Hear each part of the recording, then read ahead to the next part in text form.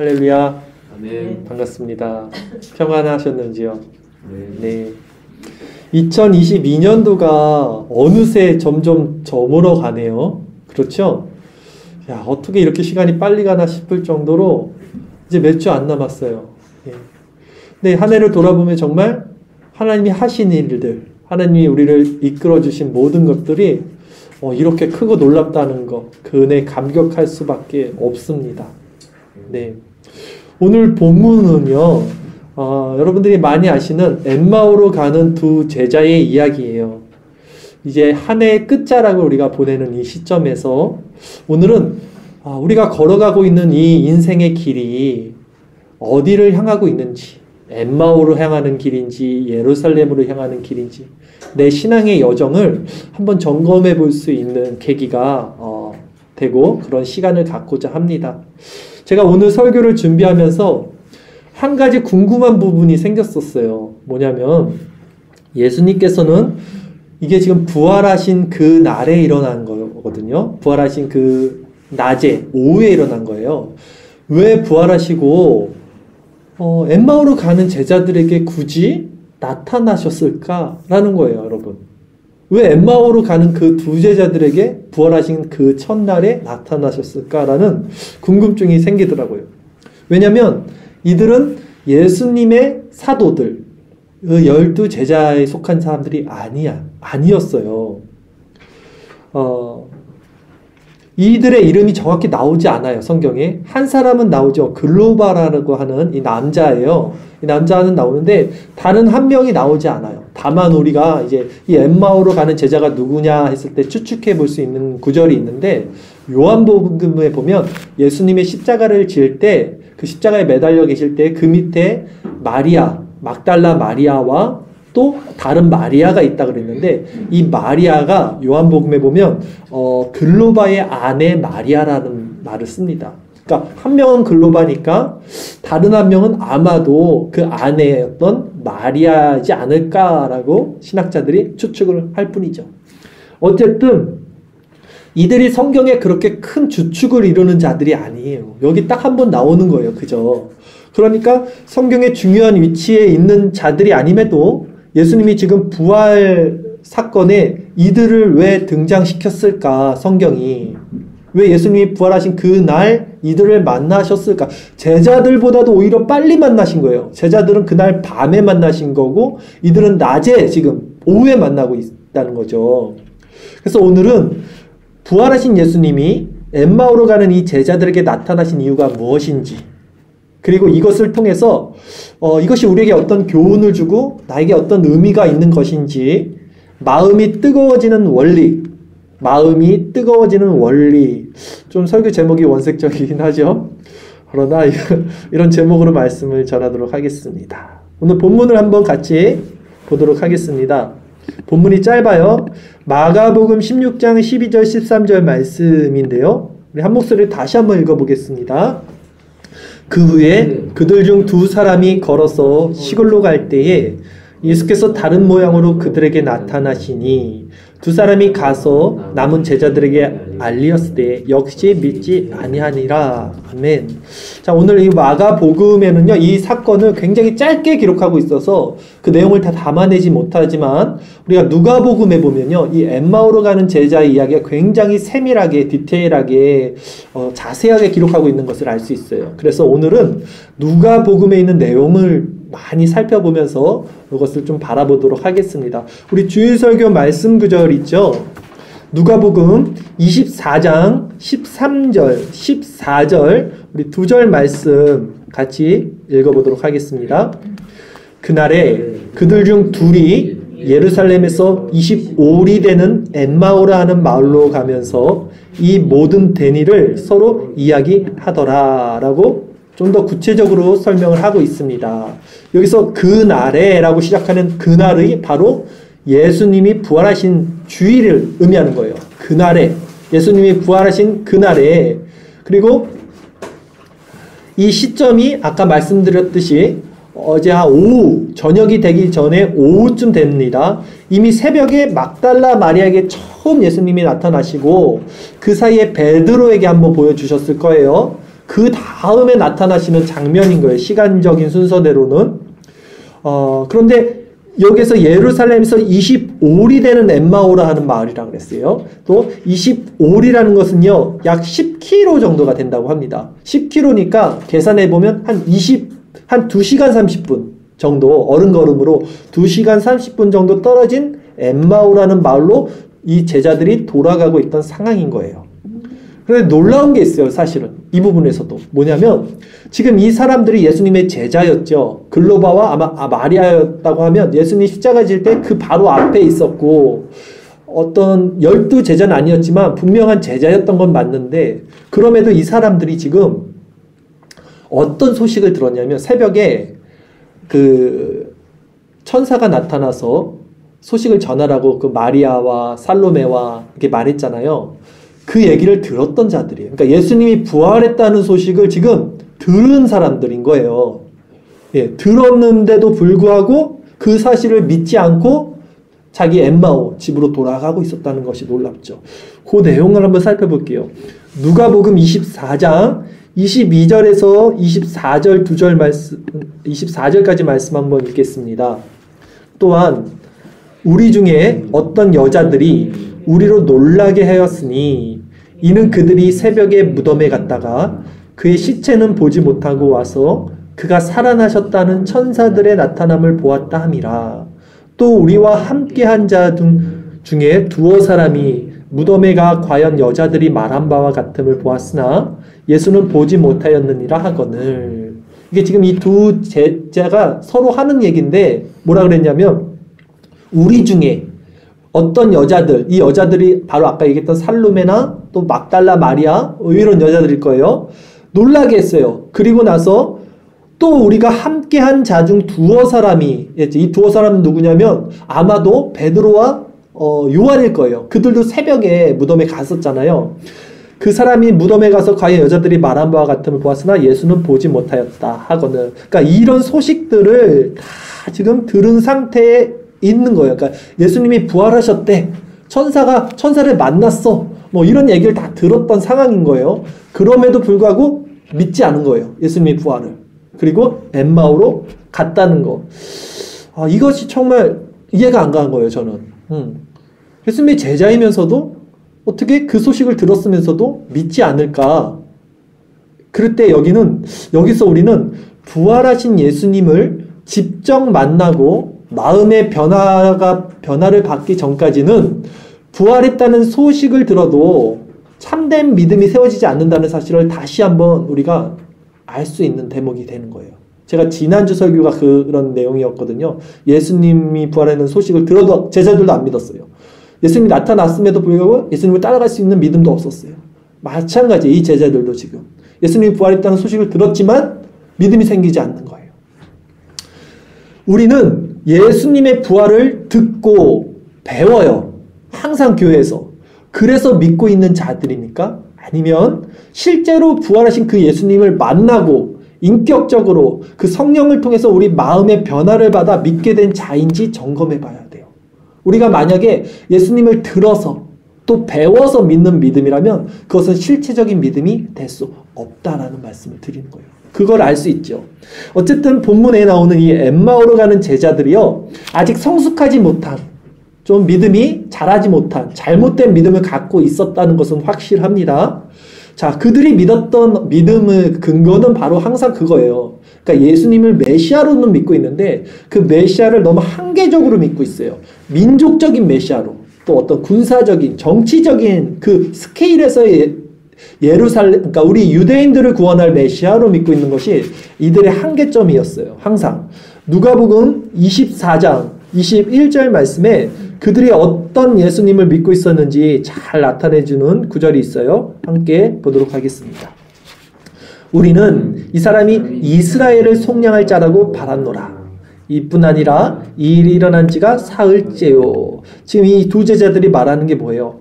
이 사람이, 예수님이 이스라엘을 속량할 자라고 믿었던 거예요. 이스라엘 민족적 메시아, 로마의 압제로부터 자신들을 구원하실 메시아, 사회적인 메시아, 이렇게 믿었는데 그런 메시아로 알고 있던 분이 십자가에서 죽어버리시니까 이제 끝났다 하고 다시 고향으로 내려갔던 길인 거예요, 지금. 그때 어떤 일이 있었냐면 예수님이 그들을 찾아가시는 거예요. 그리고 그들에게 성경을 풉니다. 성경을 풀어서 아주 자세하게 가르쳐줘요. 그리고 또 떡을 떼요. 이제 집에 들어가서 떡을 떼서 그들의 눈이 밝히시는 거예요. 그러니까 그들의 신앙이 이제 회복이 됐다라는 얘기예요, 이게. 본문 한번 볼게요. 누가복음 24장 25절 27절 말씀과 누가복음 24장 30절 31절 말씀에 이 내용이 자세하게 나타납니다. 같이 주의 설교 말씀 구절 읽겠습니다. 이르시되 미련하고 선지자들이 말한 모든 것을 마음에 더디 믿는 자들이여 그리스도가 이런 고난을 받고 자기의 영광에 들어가야 할 것이 아니냐 하시고 이에 모세와 모든 선지자의 글로 시작하여 모든 성경에 쓴 바 자기에 관한 것을 자세히 설명하시니라. 그렇죠? 그리고 누가복음 24장 30, 31절 그들과 함께 음식 잡수실 때에 떡을 가지사 축사하시고 떼어 그들에게 주시니 그들의 눈이 밝아져 그인 줄 알아보더니 예수는 그들에게 보이지 아니하시는지라. 아멘. 자, 여기서 우리는 바른 말씀을 지금 들었습니다. 예수님으로부터. 그리고 떡을 나눴어요. 떡을 나눌 때 이들의 신앙이 회복됐다는 것을 알 수 있어요. 자, 즉 은혜의 수단이 뭡니까? 말씀과 성찬이잖아요. 떡을 뗀 것이 성찬을 나눈 거예요. 그러니까 말씀과 성찬이 있는 이 예배가 얼마나 신앙의 본질을 말하고 있는지를 우리가 이 대목에서 알 수 있다는 거예요. 하나님은 이 예배를 통해서 지금 우리가 예배를 드리고 있잖아요. 이게 말씀과 성찬으로 지금 이루어지는 예배잖아요. 예배를 통해서 하나님께서는 그분의 자녀들에게 찾아가서 그분의 복을 베풀어 주심을 알 수 있다는 거예요. 오늘 예배 가운데도 이런 은혜가 있기를 바랍니다. 그래서 제자들이요, 이제 어떻게 됩니까? 눈이 밝아졌어요. 말씀을 듣고 마음이 뜨거워지고 성찬을 먹고 성찬 떡을 나누고 눈이 밝아지고 해서 예수를 알아보고 어떻게 되었습니까? 그 뜨거운 마음으로 다시 그 한밤중에 예루살렘으로 2시간 반 걸리는 그 예루살렘을 향해서 발걸음을 돌려서 나갔다. 요 내용이에요. 여기까지가.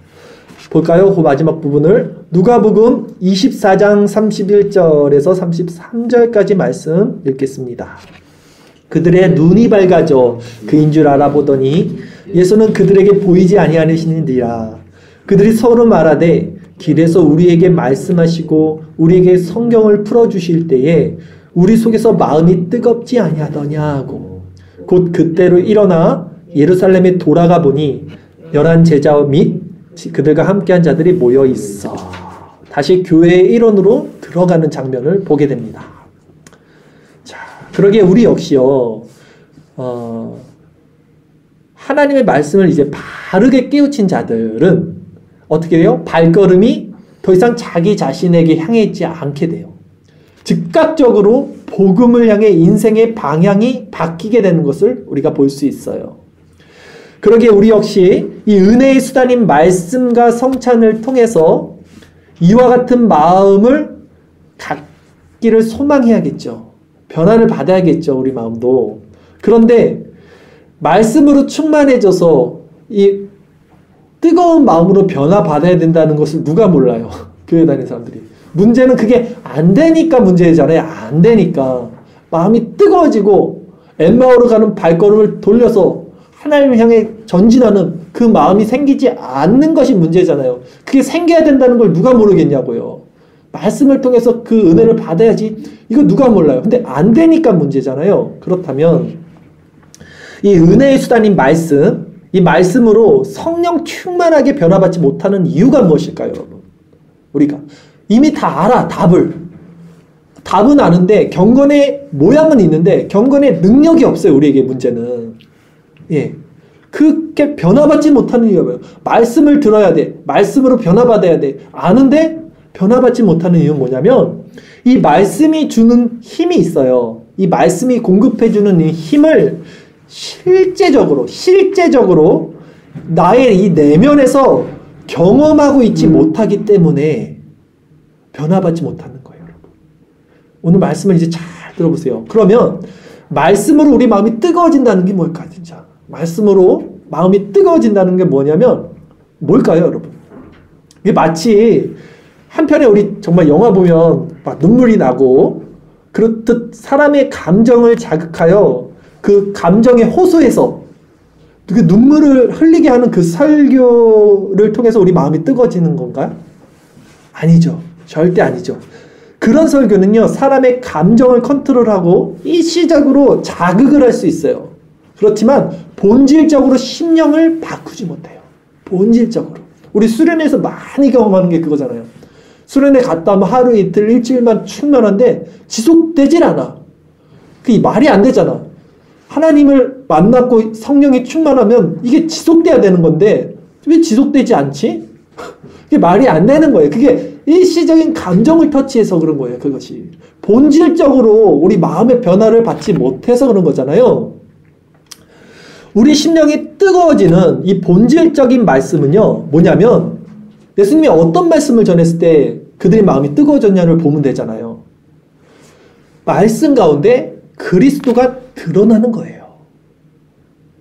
그리고 그리스도가 드러난다는 건 뭐냐면 내가 어떤 존재인지가 또 드러난다는 거랑 연결이 돼요.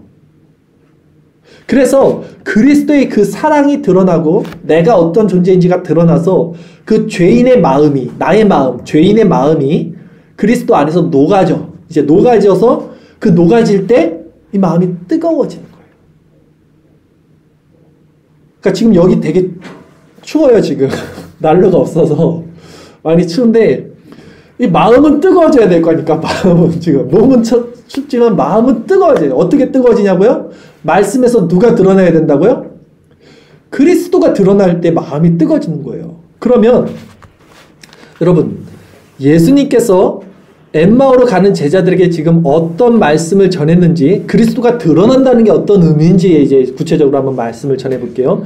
누가복음 24장 25절에서 27절까지 말씀을 우리 다시 한번 읽어보도록 하겠습니다. 같이 읽겠습니다. 이르시되 미련하고 선지자들이 말한 모든 것을 마음에 더디 믿는 자들이여, 그리스도가 이런 고난을 받고 자기의 영광에 들어가야 할 것이 아니냐 하시고, 이에 모세와 모든 선지자의 글로 시작하여 모든 성경에 쓴 바 자기에 관한 것을 자세히 설명하시느니라. 아멘. 지금 뭐라 그러셨냐면 자기에 관한 것을 자세히 설명하셨어요. 자세히라는 말씀에 좀 주목해 보세요. 그냥 설명하신 게 아니라 뭔가 자세히 설명했다는 거예요. 자세히.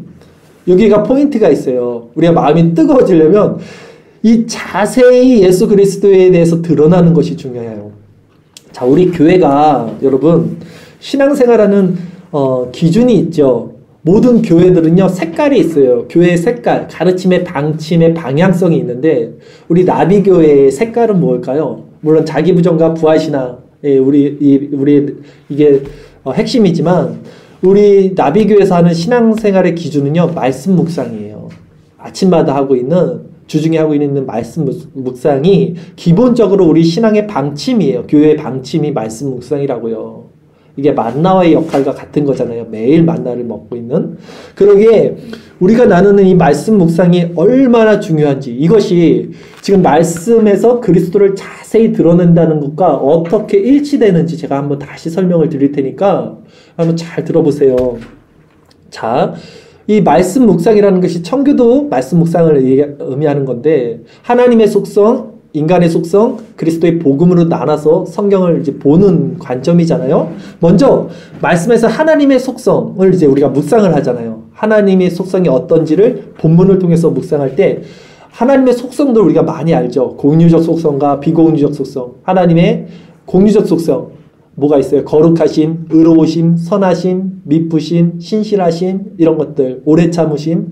하나님의 비공유적 속성, 하나님의 거룩하심, 하나님의 영원하심, 전지하심, 전능하심. 이런 하나님의 속성들을 우리가 성경을 통해서 이렇게 묵상할 때 그분의 거룩하시고 선하시고 아름다우신 이 속성이 우리 심령을 변화시켜주는 거잖아요. 이것이 말씀이 주는 유익이라는 거예요. 자, 그리고 인간의 속성은 뭐였어요?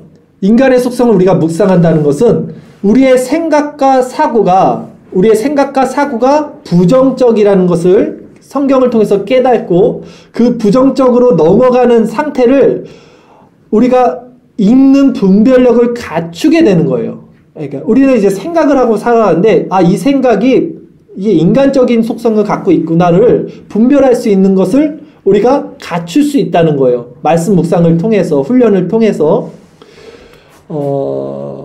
자, 정리를 하면 이렇게 정리를 해볼게요. 여러분. 이게 조금 관념적으로 들릴 것 같아요. 항상 이렇게 말씀을 드리니까. 자, 신앙의 원리는 항상 단순하고 명쾌합니다. 뭐냐면 성령의 소욕을 따를 것인지 육신의 소욕을 따를 것인지 이 둘 중 하나로 나눠져요. 그렇죠? 그래서 성령의 소욕을 따르면 육신의 소욕을 대적하게 되고 육신의 소욕은 성령을 대적하게 된다는 원리잖아요. 그러면 이 성령의 소욕이 뭡니까? 이게 하나님의 속성이에요. 이렇게 하시면 정확합니다. 그렇죠? 성령은 하나님이시니까 하나님의 속성은 이 성령의 속성이에요. 이 성령의 소욕이에요. 그러면 육신의 소욕은 뭡니까? 인간의 속성이겠죠. 네. 그러니까 우리가 성령의 소욕을 쫓아야 되고 육신의 소욕을 대적해야 된다는 걸 알잖아요. 그러니까 하나님의 속성을 묵상하고 하나님의 속성대로 닮아가는 게 즉 성령의 소욕을 따라가는 거라고요. 그리고 반대로 육신의 소욕을 따라간다는 것이 이 인간의 속성대로 살아가는 거예요. 이 둘은 대적해요. 그러니까 하나님의 속성을 따라갈 때는 이 성령의 인간의 속성을 따라가지 않게 됩니다. 분명히. 그러니까 간단한 거예요. 사실은. 계속 하나님의 속성을 바라보면 되는 거예요. 그 안에서.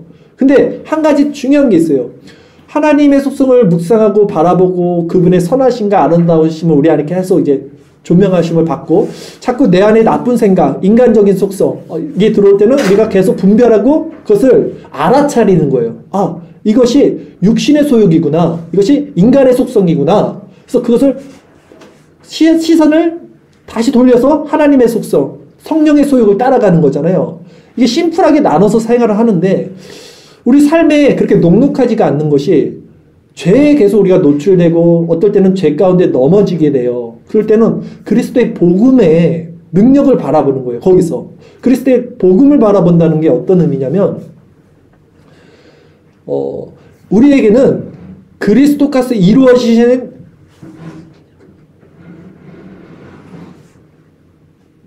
그리스도가 이루어지신 승리가 있습니다. 구원의 승리가 있어요. 그 그리스도를 바라본다는 것은 그 그리스도의 십자가에서 못 박히신 그리스도를 바라보는 거예요. 말 그대로. 우리가 언제 바라봅니까? 우리가 육신의 소욕에 넘어졌을 때 그래서 내 안에 이렇게 죄가 있구나. 나 어떡하지? 이렇게 막 낭망할 때가 있잖아요. 우리 마음에. 죄가 들어올 때. 낭망할 때는 이 죄를 묵상하는 것이 아니라 그쵸? 이거는 인간의 속성이에요. 이것은 육신의 소욕을 따라가는 거예요. 그것 자체가. 그냥 그리스도를 바라보는 거예요. 그리스도, 노뱀을 바라보듯 이스라엘 백성들이. 그러니까 그리스도를 바라보는 게 뭐가 그게 대수야? 그것을 바라봄으로써 내가 내 육신을 바라보는 건 겉사람이고 그리스도를 바라보는 건 이미 구원받은 속사람이에요. 그러니까 자기 자신을 묵상하는 게 아니라 죄를 묵상하는 게 아니라 나는 구원받았어. 어디서? 그 십자가에서. 예수님이 구원을 완성시켰잖아요. 그래서 그냥 믿고 바라보는 원리예요. 그것으로서 그리스도의 복음으로써 내 마음이 계속해서 나에게 시선을 쏠리지 않게 하는 거예요. 그리고 다시 어떻게 갑니까? 그러면 하나님의 속성으로 풍성해지면 되죠. 성령의 소욕을 따라서 바른 생각과 선하신 생각과 그 원리로 이렇게 살아가면 삶이 이제 성화의 열매를 맺게 됩니다. 자, 제가 설명을 잘 못 드린 것 같기도 하고 여러분들이 이해를 잘 하시는 건지 모르겠는데 이 그리스도의 복음이 우리에게 왜 필요한지를 조금 설명한 거예요. 그러니까 기본적으로는 성령의 소욕과 육신의 소욕을 둘 놓고 우리가 살아가는 인생이에요. 성령의 소욕은 하나님의 속성을 따라가는 게 맞아요. 성경을 통해서. 육신의 소욕을 따르지 않는 것은 성경을 통해서 인간의 본성, 인간의 속성을 보면 됩니다. 근데 그럼에도 불구하고 우리가 넘어지거나 죄 가운데 낭망하게 될 때 그리스도의 십자가를 바라보며 원리로 가는 거예요. 이 기준으로 성경 말씀을 묵상하는 것이 청교도 묵상법입니다. 즉 이것이 우리 심령이 그리스도의 형상으로 닮아간다 그러죠. 그래서 실질적으로 그리스도의 형상으로 내 안에서 변화, 성령의 열매, 성화의 열매를 받게 되는 원리예요. 이런 말씀 묵상의 유익 가운데 우리 삶 가운데 평안이 유지가 되는 거예요. 이렇게. 그래서 우리가 보죠. 모든 걸 봅니다. 우리는. 그리고 우리는 생각을 하죠. 생각을 하고 또 그 생각에서는 행동이 나와요. 이제 이 모든 원리에서 하나님의 속성, 성령의 소욕이죠. 그것이 우리 자신을 이제 지배하게 돼요. 그리고 마음과 생각이 그 안에서 교정이 됩니다.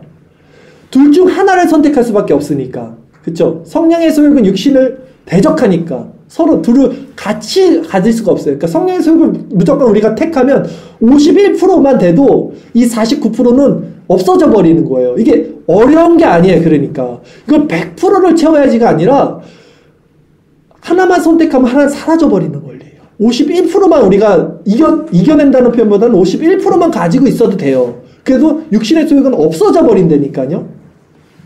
그래서 우리가 보고 생각하고 행동하는 모든 원리에서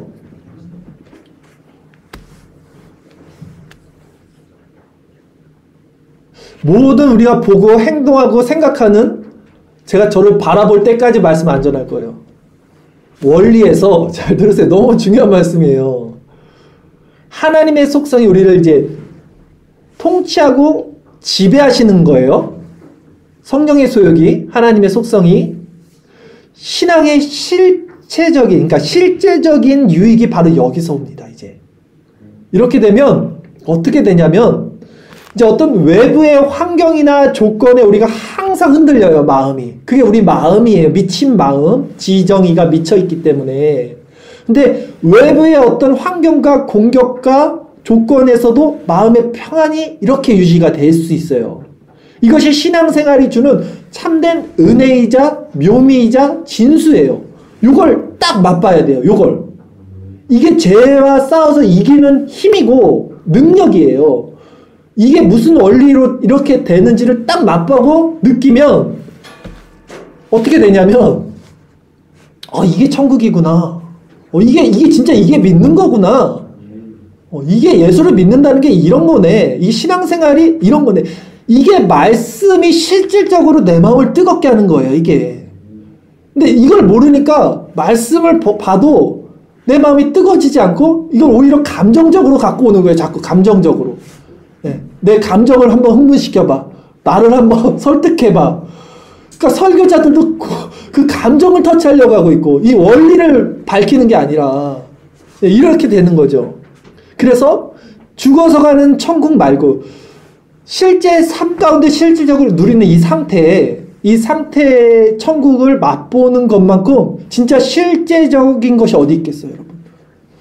죽어서 가는 천국은 관념입니다. 사실. 왜냐면 우리가 느낄 수가 없어요. 그러나 지금 말씀드리는 내 마음의 원리가 하나님 안에서 성령으로 충만해지는 것은 실제적으로 느낄 수 있는 거예요. 예. 그러면 이것만큼 귀한 게, 소중한 게, 정말 실제적으로 우리에게 필요한 게 어디 있겠냐는 거예요, 이게. 그래서 이 맛을 봐야 우리가 엠마오로 가지 않고 예루살렘으로 가게 되겠죠. 내면에 뜨거운 힘이 생기는 거예요. 이렇게 되면 여러분, 내 생각이라는 게 항상 있어요. 인간은 태어나서 죽을 때까지 나 채우기 인생을 살아요. 다 나 채우기. 나를 채우는 거예요. 모든 것을. 신앙도, 종교도, 신도, 돈도, 가족도 모든 것이 다 나를 채우는 거예요. 인간은. 그게 죄잖아요. 나를 채우는 거. 그 상태에서 내 생각과 기준이 이제 사라져요. 근데 왜? 성령의 소욕을 쫓으니까 이 사람들은. 육신의 소욕이 난데 육신의 소욕이 인간의 속성을 쫓지 않고 자꾸 성령의 소욕, 하나님의 속성을 쫓아. 그렇게 되는 원리가 그리스도의 복음으로 이들이 막 나 자신을 믿지 않아. 사람들은 다 자신을 믿고 살아가는데 이들은 자신을 바라보지 않고 십자가를 바라보면서 자꾸 하나님의 속성을 쫓으니까 이제 이들은 내 생각과 기준이 사라지겠죠. 그리고 전혀 다른 성령의 생각과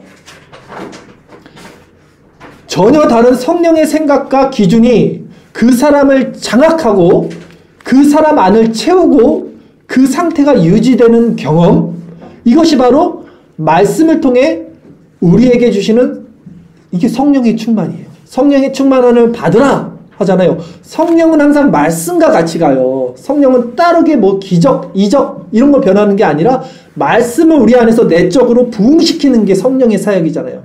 성령은 말씀을 드러내고 그리스도를 드러내는 거예요. 말씀은 그리스도를 드러내는 거고, 이 원리 가운데 그래서 말씀을 통해서 그리스도의 복음을 갖고 있게 되는 거죠. 이 상태에서 여러분 계속 들어보세요. 제가 이런 것들을 얘기하는 게 이런 것이 진짜 있다라는 걸 여러분들께 어떻게든 알려주고 싶어서 말씀을 드리는 거예요. 이 상태에서 지금 성령의 소욕을 쫓는 이 상태입니다. 이 상태에서 이 성령의 통치를 받고 있기 때문에 우리의 생각이, 이때 우리의 생각과 마음이 어떻게 되냐면요, 거칠 것이 없게 돼요. 거칠 것이 없다는 게 뭐냐면, 인간의 생각은 항상 뭔가를 생각하면요, 아 이렇게 해도 될까? 아 이렇게 하면 안 될까? 여기서 또 뭐 다른 생각이 계속 격가지를 칩니다. 왜냐하면 마음 자체가 불안전하니까. 근데 성령의 소욕을 쫓는 사람들이 생각하는 것은요, 단순하고 심플하다 그러잖아요. 거칠 것이 없어요. 왜냐하면 명쾌하거든. 이것은 불안전하지 않거든, 이 생각은. 그래서 그 거칠 것이 없고 생각이 어떤 상황에서도 그러기에 평안이 있고 화합, 피스메이커, 모든 평화를 유지할 수 있어요, 사람들과. 그리고 그 안에는 지혜가 생깁니다. 지혜.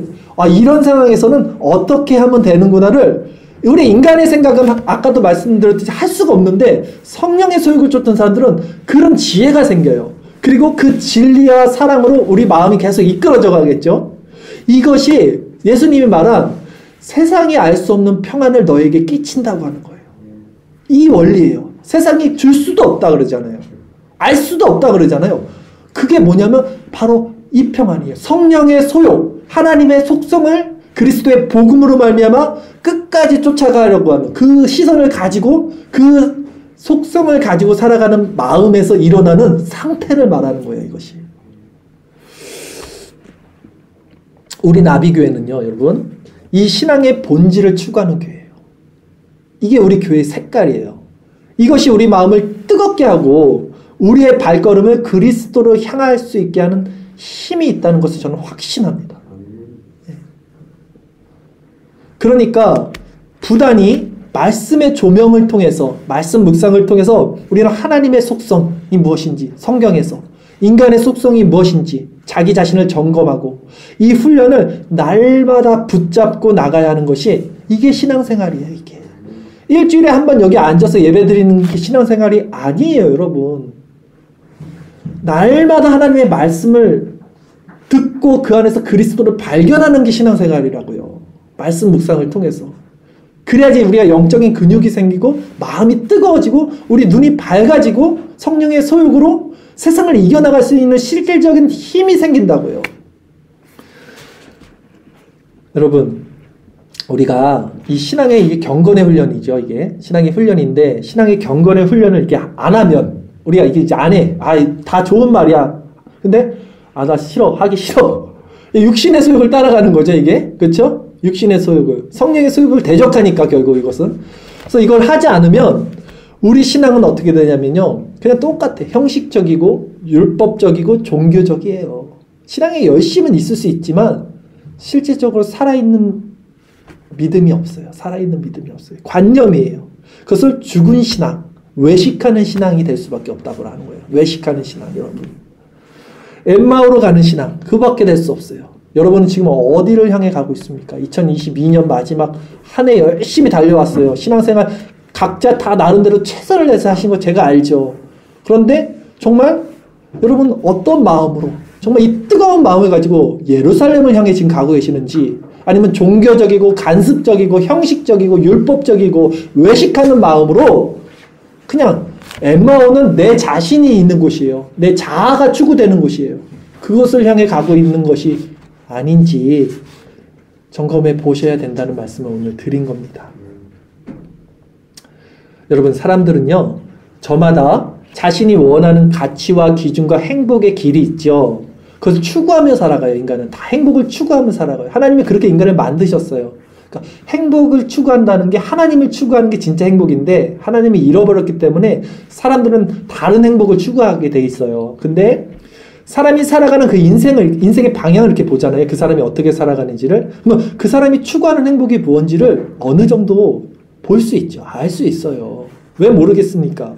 그런데 대부분의 사람들이 추구하는 그 행복의 가치는 뭐냐면요. 제가 이렇게 사람들 살아가는 걸 바라보면 물질, 그쵸? 돈, 그 다음에 건강, 그리고 가족, 그쵸? 그 다음에 더 나가서 어떤 명예나 뭐 권세, 자기의 만족, 뭐 이런 것들에 있어요. 다들. 보통은 대부분이. 그러나 그리스도인들, 우리 그리스도인들은 달라요. 분명히 달라요. 우리의 가치와 행복의 기준은 그런 것들에 있지 않아요. 세상적인 것들에. 왜냐하면 그리스도인들은요. 더 높은 수준의 가치 그리고 새로운 차원의 의식의 변화가 있어요. 새로운 차원의 의식의 변화가 없으면 그리스도인들이 아니에요. 그거는. 그리고 이게 거듭남의 원리 안에서 우리는 거룩한 것을 추구하게 돼 있다고요. 그리고 점점 그것을 맛보고 싶어서 미치는 거예요. 그것이 생명이니까. 때문에 그리스도인은 이 내면의 원리로 계속 추구하게 돼요. 내면의 원리를 추구하게 돼요. 내면, 마음의 원리. 그러게 이 말씀을 통해서 우리는 반드시 그리스도의 복음을 발견하고 만나야 돼요. 맛봐야 돼요. 그래야지만 우리 삶이 참된 만족을 얻게 된다는 거잖아요. 오늘 본문에 부활하신 예수님께서 엠마오로 가는 제자들에게 모습을 보이신 이유가 무엇일까? 제가 서두에 말씀드렸잖아요. 이거 왜 갑자기 생뚱맞게 엠마오에 가는 제자들 왜 나왔어? 예수님 왜 갑자기 이들을 부활하시고 바로 얘들을 왜 만나주셨을까라는 궁금증이 생겼어요. 그 제자들에게 모습을 보이신 이유가 저는 바로 여기에 있다라고 생각을 합니다. 뭐냐면 그 제자들이 바로 우리들의 모습이랑 너무 똑같다는 거예요. 그렇지 않아요? 열심히 해가지고 예수님을 따르고 신앙생활 최선을 다했어요. 근데 실질적으로 그 말씀이 주는 힘을 받지 못했어요. 한 번도. 그 말씀에서 예수 그리스도를 찾아낸 적이 없어요. 예수를 봤어요. 십자가도 봤어요. 신앙의 열심도 있었어요. 근데 정말 정작 그 성경에서 들어가서 예수님이 자세히 설명해 주기 전까지는 그 성경이 무엇을 말하는지 그 성경, 말씀이 주는 힘을 받아본 적이 없었어요. 그래서 여전히 형식적이고 율법적인 신앙의 모습으로만 남아 있었던 거예요. 그 마음이 죽어진 채 폐잔병, 그 폐잔병 알지? 축 처져갖고 그 폐잔병처럼 돼버린 그 제자들에게 그리스도가 신이 찾아가서 그들의 마음을 다시 뜨겁게 회복시키고 변화시켜 주시는 모습을 통해서 우리도 그렇게 변화될 수 있다는 것을 보여주시는 거예요. 지금 우리들에게. 그래서 예수님이 부활하신 첫날에 성경에 그렇게 중요한 비중을 차지하고 있지 않는 것처럼 보이는 자들임에도 불구하고 그들을 지금 성경은 등장시키고 있는 거예요. 이 부분에서. 왜? 예수님의 마음은 항상 그런 자들에게 가 있어요. 그런 자들. 이것이 우리들에게 큰 위로와 은혜가 된다는 거예요. 이것이. 예수님의 마음이 지금 그 자들에게 가 있다는 게 우리들에게 왜 은혜가 되냐면 우리가 그 자들이라니까요. 지금 엠마오로 가는 제자들인데 예수님이 우리에게 마음이 없었어 봐. 그럼 우리는 그냥 여기서 여전히 율법적이고 종교적이고 신앙생활 하고 그냥 있는 거예요. 근데 이렇게 신앙생활하는 것을 가장 안타까워하시는 것이 바로 예수님인 거예요. 그래서 성령은 말할 수 없는 탄식으로 우리를 위해서 기도하고 있는 거예요. 쟤네들이 눈이 멀어서 무엇을 기도할 줄도 모르고 하나님이 누군지도 말씀을 통해서 그리스도가 어떻게 우리에게 주어지는지도 모르고 있으니까 예수님이 직접 찾아가시는 거예요. 이것이 그래 우리에게 어떤 소망이 되지 않겠냐는 거예요. 이 말씀이 오늘 여러분은 어떻게 지금 이 자리에 나와서 이 말씀을 지금 듣고 계십니까? 세상에 우연이란 게 없어요. 그렇죠? 하나님의 모든 섭리와 경륜과 주권과 하나님의 작정 안에서 모든 것은 이루어집니다. 그러면 여러분 여기 지금 왜 나와서 이 말씀을 어떻게 듣고 있다는 거예요? 저는 여러분들이 교회에서 우리가 지금 이 말씀을 들을 수 있는 것이 하나님의 큰 은혜와 주권의 섭리 안에 있다고 분명히 확신합니다. 그러니 여러분 오늘 말씀을 통해서요 우리는 분명히 깨닫고 결단해야 될 것이 있어요. 뭐냐면 지금 예수님 우리에게 말씀해주고 계시는 거예요. 엠마오에 가는 그 제자들에게 말씀하셨던 그 예수님이 똑같은 그 엠마오로 가는 그 모습을 갖고 있는 우리들에게 말씀을 해주고 있기 때문에 자 그리스도인들은요 그리스도를 잃어버리면 모든 것을 잃어버리는 거예요. 다시 우리는 그리스도를 잃어버리면요 모든 것을 잃어버리는 거예요. 그런데 우리 성도는 그리스도를 소유하면 모든 것을 소유하게 됩니다. 이것이 무슨 말이냐면 여러분, 그리스도인들은 영적인 것이 채워지지 않으면 살아갈 수 없는 자들이라는 말이에요. 우리는 내면에 이 영적인 것이 채워지지 않으면 이 육적인 것, 겉에 있는 모든 것이 아무리 채워져도 만족할 수가 없어요. 세상 사람들은 만족하더라고요. 그게 다로 알고 있기 때문에. 우리는 만족이 안 되잖아요. 그리스도로만 채워져야지만 이게 만족이 되는 겁니다.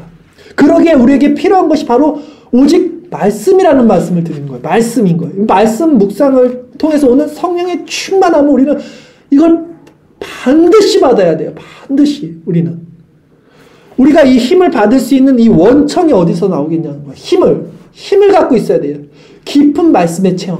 말씀을 자세하게 예수님이 펼쳐서 알려주셨어요. 이 깊은 말씀의 체험이 아니면 우리가 도대체 어디서 힘을 얻겠습니까, 여러분? 오직 그리스도의 말씀만이 우리의 발걸음을 옮기게 돼요. 그러니 이 시간에 여러분, 그리스도를 한번 생각해보고 그리스도를 바라보십시오. 그분을 구하세요. 그리스도를 바라보는 게 뭐야? 그리스도 구하는 게 뭐야? 어렵지 않아요. 그냥 십자가에 못 박히신 예수님, 그 달리신 노뱀의 예수님을 바라보는 거예요. 그게 뭐 어렵습니까? 하나님 우리에게 어려운 거를 원하지 않아. 절대 신앙생활하면서. 우리를 그렇게 수준 높게 생각하지 않으죠. 그냥 바라보라는 거예요. 그리스도를 생각하라는 거예요. 예. 나를 바라보지 말고 그리스도를 바라보라는 거예요. 근데 사람들이 그 간단한 것을 안 믿고 자기를 바라보고 있잖아요. 그리스도를 바라보지 않는 거예요. 사람들은. 그분은 자신을 찾는 가난한 심령들을 결코 외면치 않으시고 반드시 찾아와 만나주시는 분이라는 것을 확신하십시오. 지금도 이 설교를 통해 그래서 우리들에게 말씀하고 계시는 것이 그리스도라는 거예요. 그러니 여러분, 성령을 의지해서 날마다 말씀 묵상을 이제 하세요. 2022년 마지막 이때에 우리가 정말 붙들어야 될 신앙의 본질이 무엇인지, 우리가 가야 할 신앙의 방향이 무엇인지 여러분 확실히 하세요. 성령의 소욕을 따르든지 육신의 소욕을 따르든지 하나님의 속성을 따라가든지 인간의 속성을 따라가든지 둘 중 하나예요. 대적합니다. 항상.